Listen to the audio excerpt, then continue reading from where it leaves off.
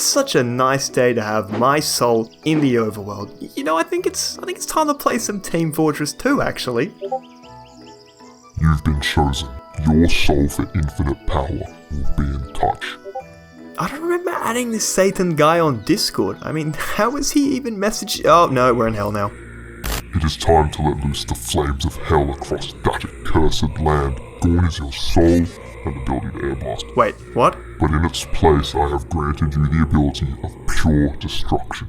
Yeah, I'm not sure I can go along with all of this. You will in time. That is all. Will be in touch. Huh. That was weird. What was I saying before we did? Oh yeah, it's time to play TF2. It's no secret that this whole Phlogistinator thing isn't too popular amongst the TF2 community, and I really don't know why. You know, it encourages a very healthy playstyle with the whole scored shot spam.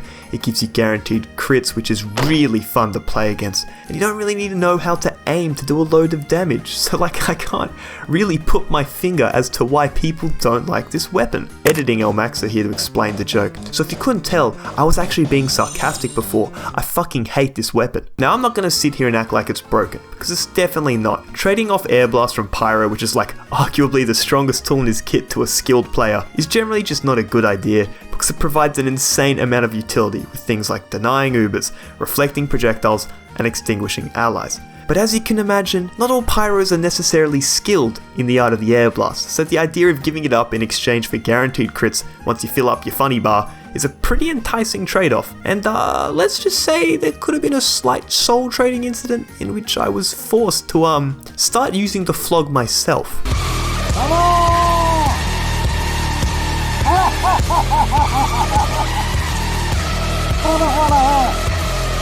Anyway, it's part of my blood oath that I teach newcomers on how to use this weapon effectively, so come along, let's go.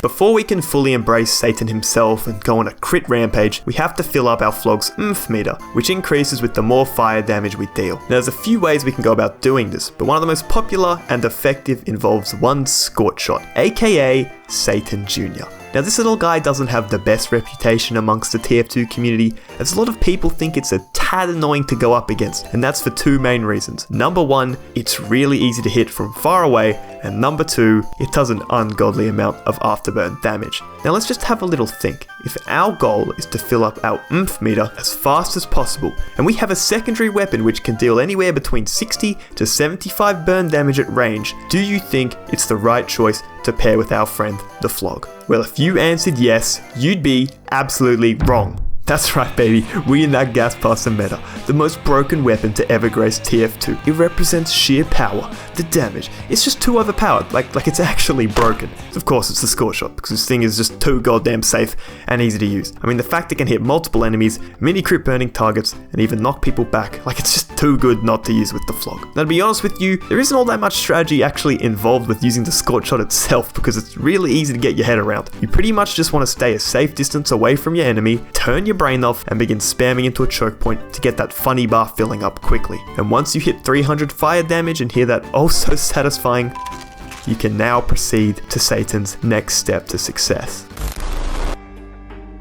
We only have one goal in mind once our funny bar has filled up, and that's complete another annihilation of the enemy team. Satan has blessed us with guaranteed critical hits for 8 seconds, which triples our damage output for that duration. So as you can imagine, or as you've probably already experienced, that's a lot of damage. But let's not get too carried away just yet. There are a few things we've got to keep in mind, starting with, how do we actually get the crits? Well, by right-clicking once our funny bar is full, Satan's very essence enters our being, rewarding us with invulnerability and knockback resistance due to that whole soul exchange thing we had. And once that ritual is complete, bam, guaranteed critical hits. So there you go, you've done it. Now you just gotta simply walk at your enemies and... That's an Uber charge. You gotta be a little careful with how you do this next part, because unfortunately the enemy team usually doesn't tend to like this whole killing them goal you've set yourself, so their first reaction when they see that glowing flog is to either run away, kill you, or both at the same time. So yeah, we do have to put a little bit of thought into where we decide to summon Satan and how we approach our enemies. Ideally, you can position yourself on the flank and taunt behind them to catch the entire enemy team completely off guard, which feels really good to pull off. But sometimes that isn't always viable. At best, you might be able to hide around a corner and catch a couple people who are pushing towards the choke, which is generally the best way of going about it, and is why I tend to like using the flog on defense rather than offense. But again, even setting up an ambush like that isn't always possible if you're on a narrow part of a map which is choke heavy. So what are you supposed to do there? Whilst it's definitely more risky because you'll be running directly at your enemies and praying they don't insta-nuke you, it is still viable if we make use of both our secondary and melee weapons. What are you doing, Pyro? No, you put that away. Don't you dare take that out in front of the visitors.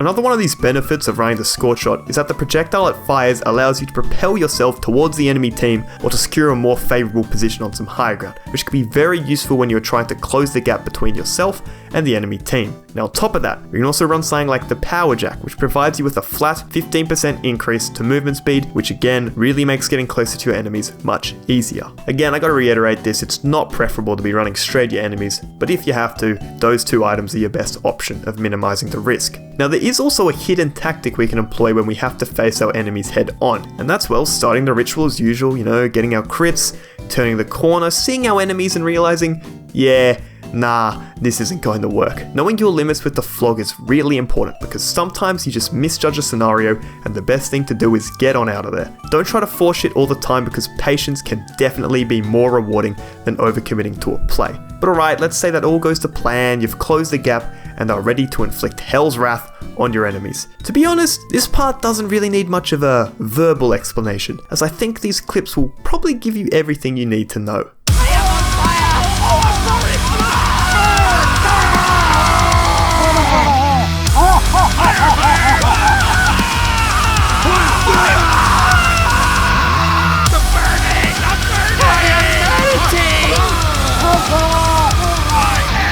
Awesome. Yeah, alright, we'll take it. Yeah, that's the flog. That's what it does. You sort of just mow down waves of enemies with this thing, and it doesn't really take that much skill. So yeah, you're definitely going to hell if you're using this one regularly. Tell them about the hidden step. Wait, are you sure? Yes, do it now. Okay. Well, my good friend Satan actually wants to let you know that there's in fact a way you can guarantee your passage into hell in the afterlife, and it involves the usage of one medicinal man with one phlogistonator.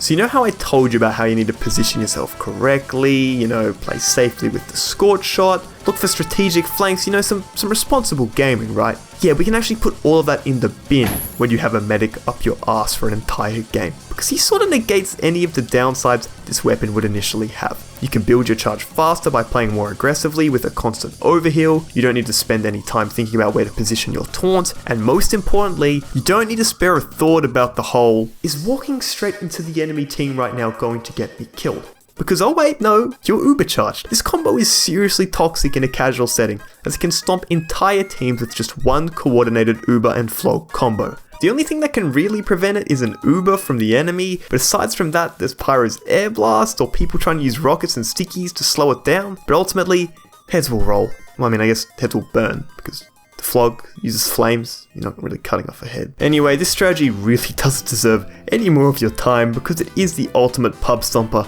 and it is really toxic. But hey, I already sold my soul and an eternity in hell is inevitable, so what is there to lose? Thanks for making it all the way to the end. I have to say thank you again for the immense wave of support from both viewers and other creators that I've gotten. I think at the end of the last video saying thanks for 1,000 subs, and here we are, just over a week later saying thanks for 3,400 subs.